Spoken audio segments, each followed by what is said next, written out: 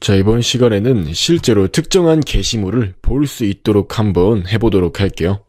즉, 게시물 보기 페이지를 만드는 건데요. 지금은 이렇게 특정한 게시글을 눌렀을 때 이렇게 페이지를 만들어주지 않았기 때문에 404 not found가 뜨는 걸 알 수가 있어요. 자, 바로 이 bold view를 그대로 복사하신 뒤에 붙여넣기를 하셔가지고 자, bold show라고 만들어주도록 할게요. 이렇게 bold show를 만들어주시고 이렇게 urls 임포트 하는 부분을 없애주시고요. 자, 이것 또한 없애주도록 합니다. 대신 이제 이렇게 bold id를 사용자로부터 입력을 받도록 만들어주는 거예요. 이렇게 bold id를 받아서 이 bold id 값이 null 값이 아니라면 이렇게 초기화해 줄 수 있도록 하고요.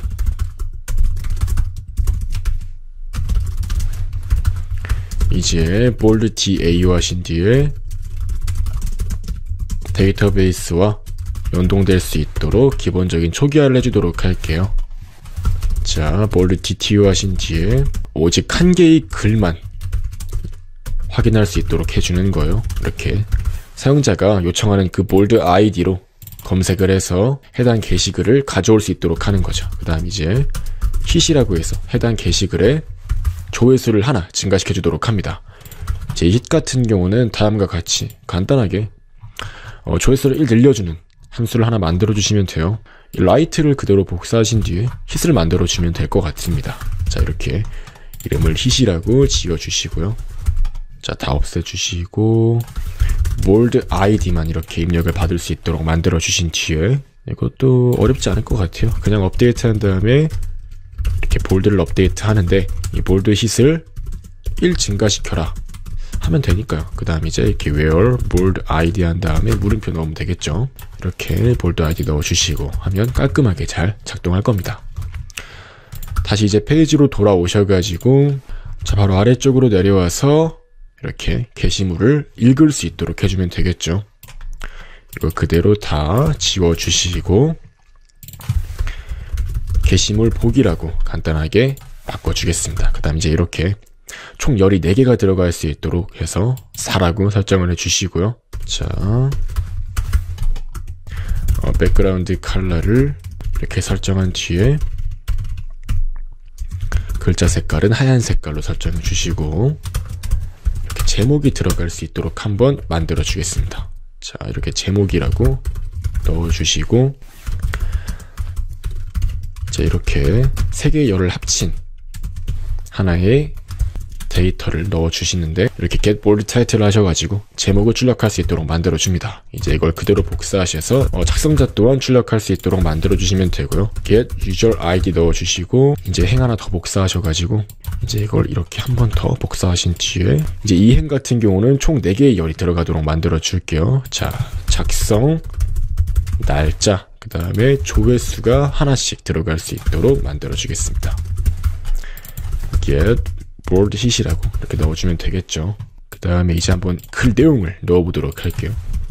글 내용이 제일 중요하죠. 네, 아무래도 제일 중요한 부분인 것 같고 자, 스타일에서 기본적으로 vertical align을 미들로 설정해 주시고 최소 높이를 150픽셀로 설정을 해주겠습니다.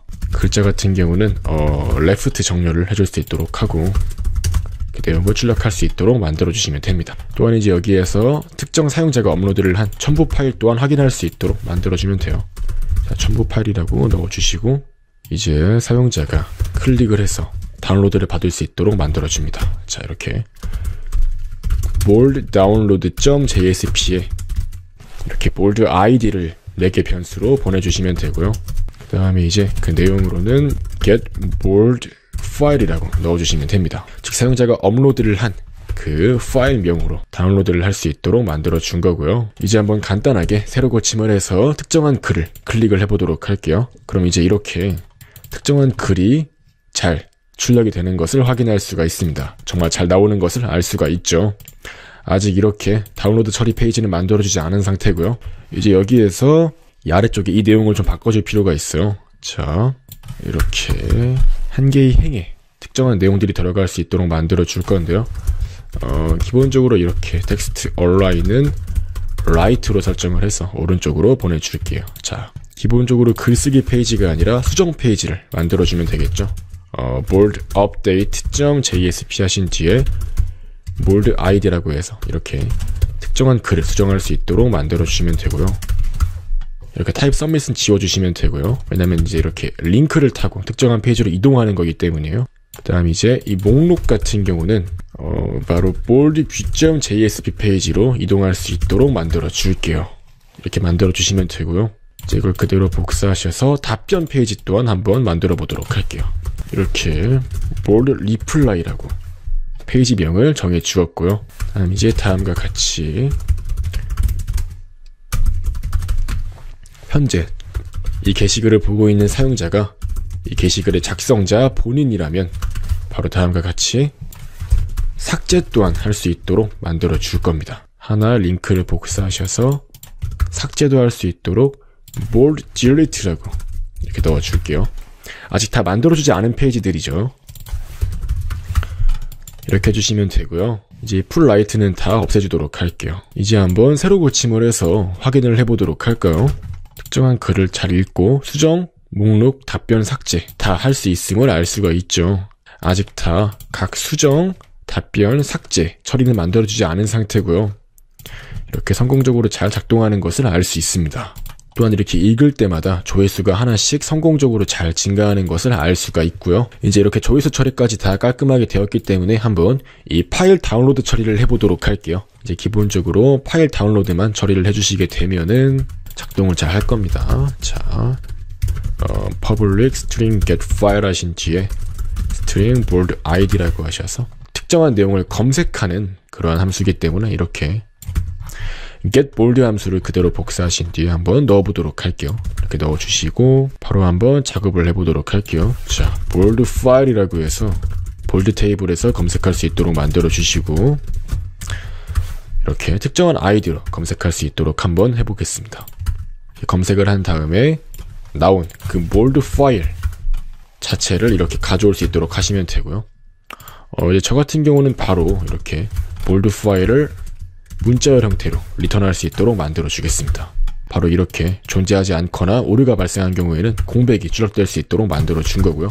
이제 get 파일 뿐만 아니라 get real 파일도 만들어 줄게요. 실제로 이제 사용자가 다운로드를 해야 되는 그 리얼 실제 물리적인 경로를 의미하는 거고요. bold real 파일이라고 이름만 바꿔주면 되겠죠. 네, 이제 바로 한번 bold 다운로드 페이지를 만들어 보도록 할게요. 이제 특정한 파일을 다운로드를 하는 하나의 페이지라고 할 수가 있고요. 바로 한번 작업을 해보도록 하겠습니다. 로그아웃 액션 페이지를 그대로 복사하신 뒤에 붙여넣기 해서 만들어 보도록 할게요. 자, bold 다운로드라고 해서 넣어주는데요. 뭐 천하제일 타자대회다 이렇게 생각을 하시고 한번 따라 쳐보도록 할게요. 자, 기본적으로 이 IO 그 다음에 텍스트, 랭귀지, 그 다음에 util, 그 다음 net까지 다양한 라이브러리를 가져올 수 있도록 만들어 주시고요. 자, 바로 이렇게 바디 태그 안에서는 좀 내용들을 처리를 해줄 건데요. 자, 기본적으로 이렇게 UTF-8로 사용자가 보낸 요청 정보를 받을 수 있도록 만들어 주시고요.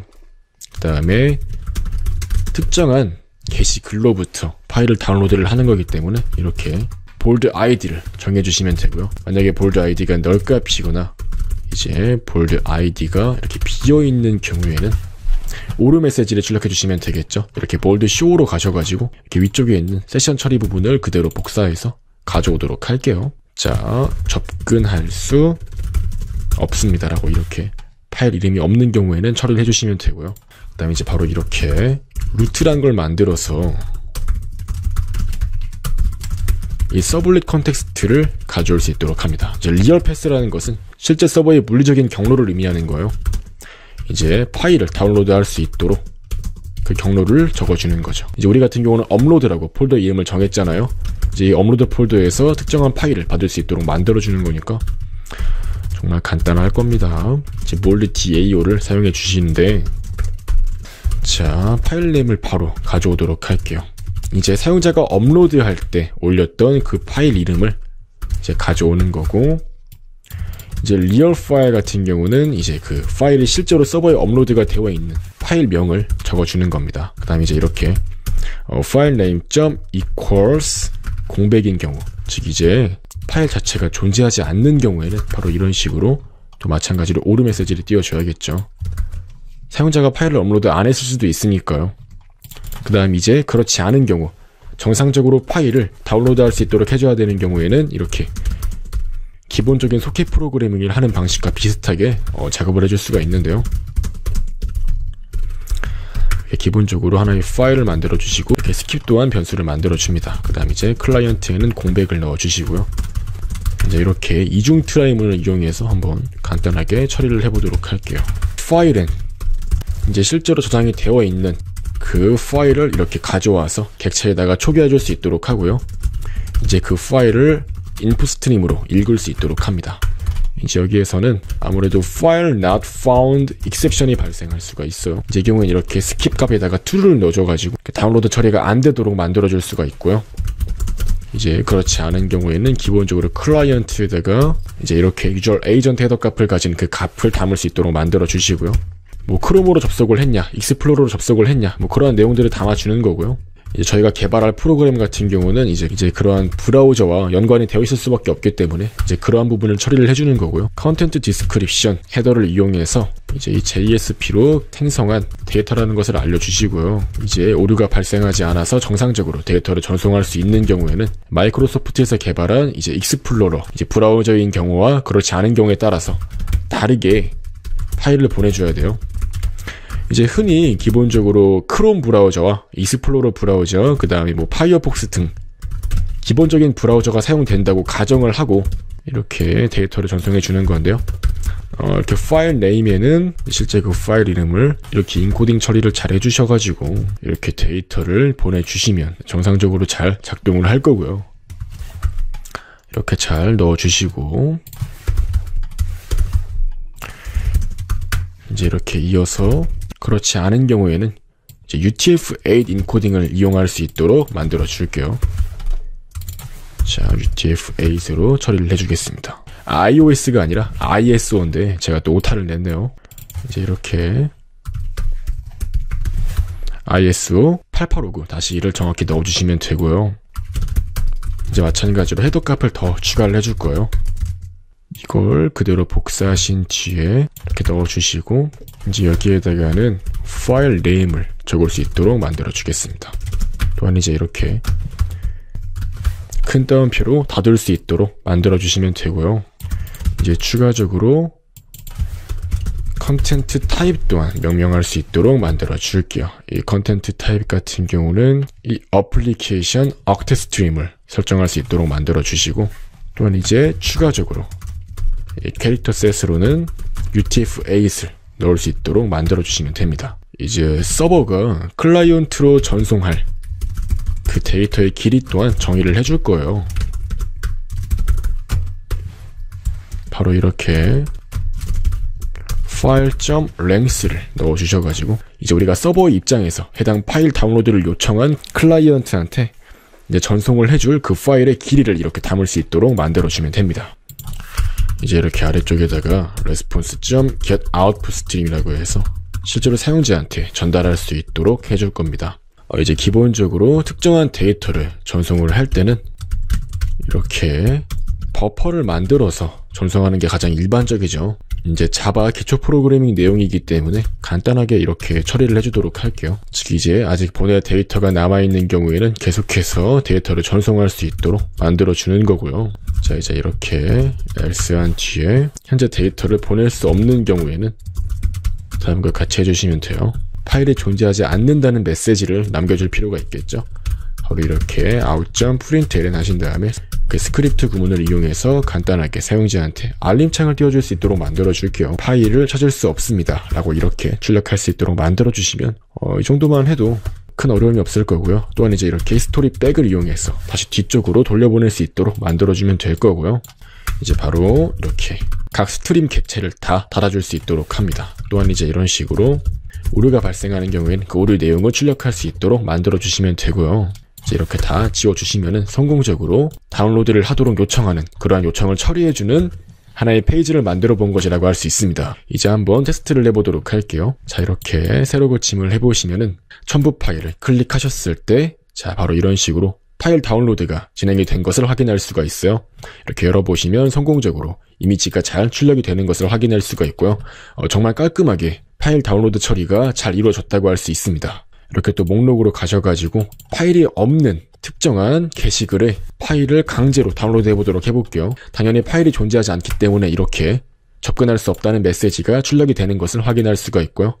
정말 깔끔하게 잘 작동하는 것을 확인할 수 있습니다. 다른 브라우저로 한번 테스트를 해보도록 할게요. 익스플로러 기반의 환경에서도 정상적으로 다운로드가 될지 한번 확인해 보도록 하겠습니다. 이렇게 로그인한 이후에 한번 특정한 파일을 받아보도록 할게요. 그럼 바로 이렇게 다운로드 창이 잘 뜨면서 정상적으로 다운로드를 할 수 있음을 확인할 수가 있습니다. 다운로드가 잘 이루어져서 파일이 정상적으로 출력이 되는 것을 확인할 수가 있죠. 네, 이렇게 아주 깔끔하게 파일 다운로드 기능까지 구현이 된 것을 확인할 수가 있습니다.